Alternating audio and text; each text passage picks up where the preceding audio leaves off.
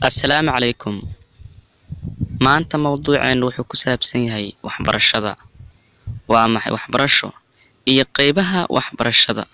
Waxbarashadu waa habka loo barto aqoonta iyadoo la marayo daraasad ama habab kale oo wax ku ool ah. Waxbarashadu waxay naga caawisaa inaan soo saarno fikradaheena inagoo isticmaalayna baaritaan wanaagsan.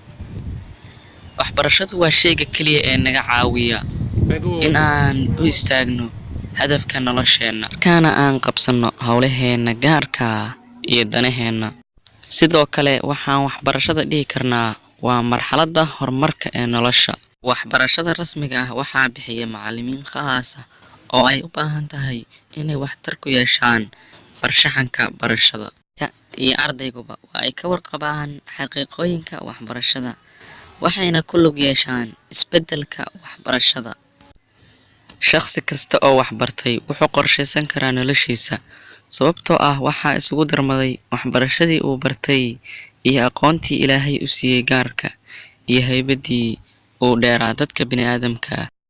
Waxbarashada carruurta yaryar waxay u baahan tahay dhisid aad iyo aad u adag iyo macallimiin dulqaad badan sababtoo ah waa ubaxa kaliya ee u soo kacaya waddankaas ama deegaankaas ay ku nool yihiin.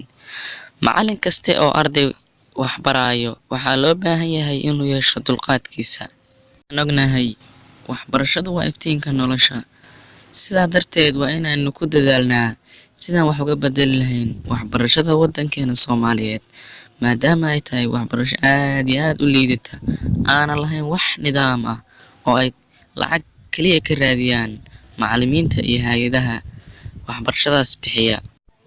Marka aan leeyahay macallin ayaa ardaydiisa lacag ka qaata, micnaha lama jeedo in macallinkaas uu qaldan yahay, laakiin waxaan jirin dowlad ama hay'ad madax bannaan oo macallinkaas siin karto qarashkiisa.